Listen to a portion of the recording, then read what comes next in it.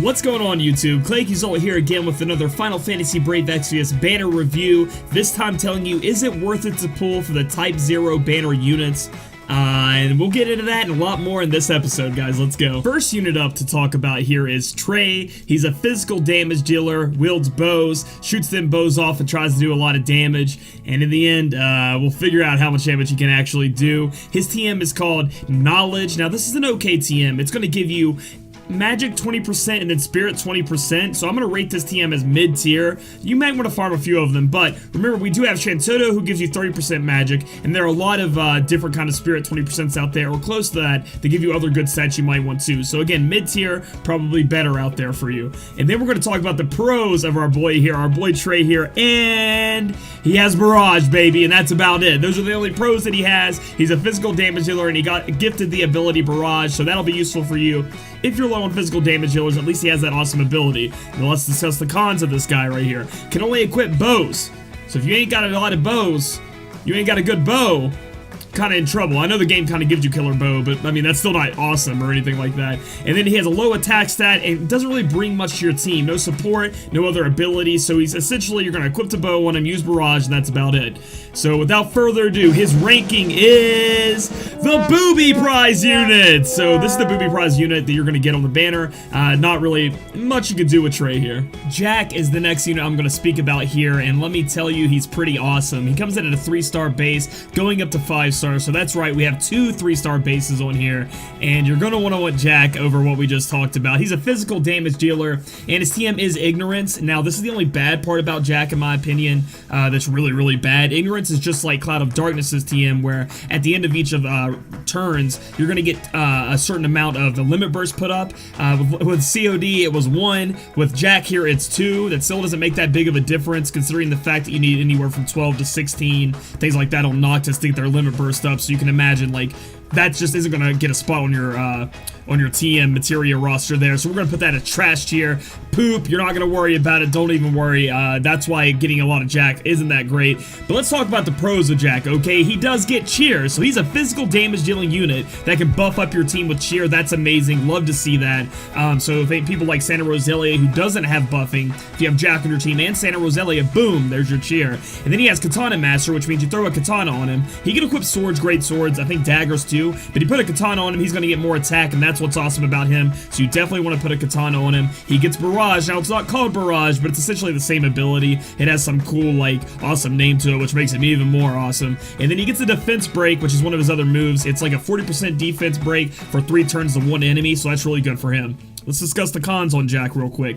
He has no ability to elemental chain, so the reason I'm bringing this up is that he seems like a champion, or a unit, excuse me, that I would want to have on my team. And the fact that he's not going to be able to elemental chain with other ones like Lightning, you know, Noctis, you know, other units in general, it is a con for him. Also, he has no 6-star upgrade. I'm not sure if in the future he will have one, but currently none right now, so that's kind of a con going on him as well. So let's talk about the ranking here. He gets a ranking of the best 5-star physical damage dealer in the game right now. That's right, guys. He is the best, in my opinion, that goes up to 5-star now. He gets beat out by people like COD, Chizuru, Bartz, but we're talking the lower tiers like Kane, Black Cat, Lid, and Fencer. He reigns supreme on top, bringing that support with him. So you should be excited if you're missing a physical damage dealer. Here's your chance to grab one that's pretty damn good. 7 is our 4-star base unit, and she actually goes all the way up to 6-star, and she's more of a support character, in my opinion, a support unit, and she does a really good job at it. Let's look at her TM. It is called Discernment, and what this is going to do is it's very similar to the ribbon from Kefka and the more so the Tillith you know, TM, where it stops you from getting all these status elements. However, it specifically states which status elements it stops, so there may be some kind of difference there. Still unsure on that, to be honest, guys. I've been looking up, trying to research it, unsure. I'm not sure if ribbon and you know, things like the Tillith TM actually stop or, you know, other things that go in that nature. However, I just don't know the difference because they're wording it different, and that confuses me. However, in the end, Discernment is a high-tier, badass TM that you're going to want. Now, it's not as high as, let's say, Blade Mastery, Dual Wield, things like that, but I'll put it in the high tier because it's actually pretty good. It's going to stop all those status elements from hitting you, and it's in the materia slot, which is awesome. Moving on, let's talk about the pros of 7 and what she actually does. One of the things she gets is boost all elemental resist by 10% to all allies. Now, it is only 10%, 30%, but that's just an added bonus on top. So that's pretty good to talk about there. Something really good 7 can do. She can also break down the fire, ice, and lightning resist of the enemy. So this is kind of like our first unit. I don't know if it's our first unit, but you know, one of the more rare units that can go in and actually put those stats down more than Imperil or anything like that can. So she's really good when it comes to chaining with blizzard, lightning, or you know, fire, because she can bust that down. She can also bust down the spirit of the enemy.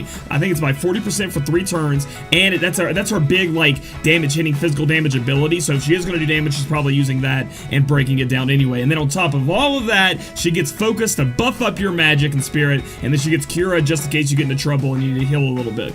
Let's talk about the cons though of 7, even though that all sounded great. First con I'm going to talk about is her sprite looks exactly like lightning. In a way, like that looks like lightning. I know you guys have been talking about it everywhere, but it's literally like whoever created this, I guess it was a limb that came up with the first Square Enix, took lightning and was like, let's recolor and put a different dress on her.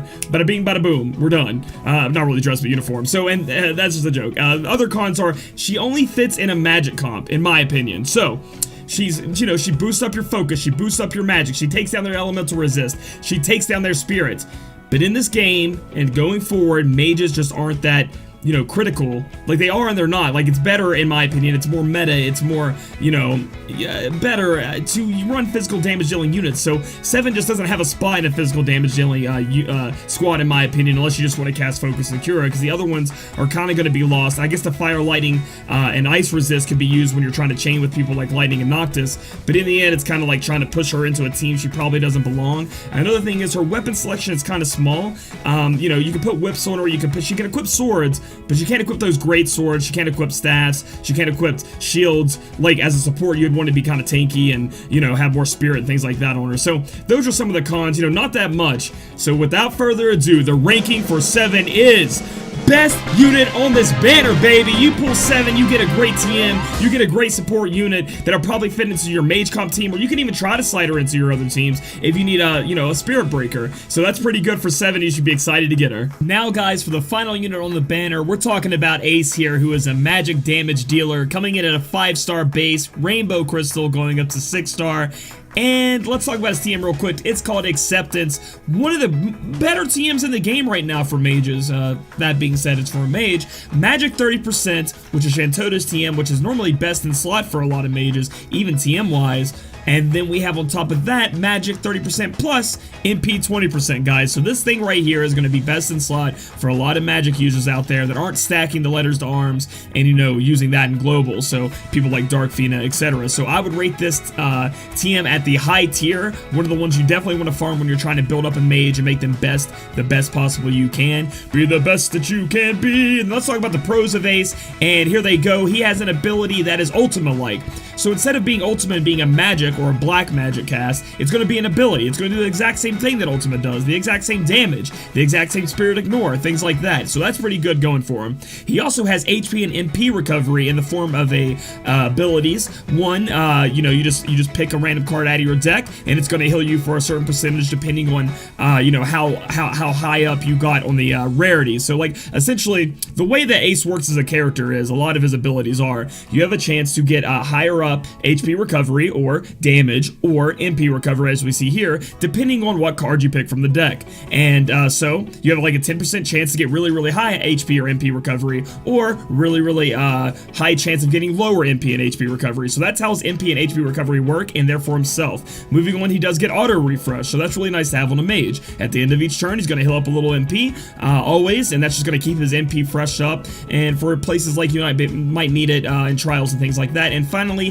he does at least get Thundaga and Firaga, although those are the only spells that he pretty much has in his book that are useful, the other ones being abilities. So that's what we're going to go into the cons here. The cons of Ace are lots of chance-based stuff. So while they do have a base chance of, they're always going to do something for you and do something like that, a lot of his abilities are chance-based to be pretty good, to be stellar, to be amazing, and in the end, is that what you really want to rely on? Not me. And then a lot of his things that he does are abilities, they're not magic damage, magic abilities. abilities, so they're not going to be able to be used dual cast on them, things like that. So you can't dual cast his ultimate ability. You can't dual cast his pick a cards and things like that. You can essentially only do that to Thundaga and Firaga, which is good for chaining, but in the end, is that what you really want to mess with? He also doesn't even get dual cast innately because he's not based around magic abilities, things like that. So magic seals.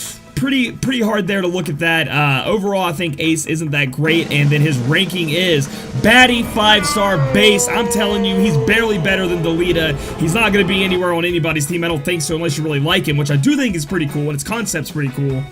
But overall, chance-based stuff, ability-based stuff on a mage isn't cutting it here in our Final Fantasy Brave Exvius game, so kind of a lackluster 5-star to be getting. So in the end, after all that I've told you, is this banner worth your tickets, your hard-earned lapis?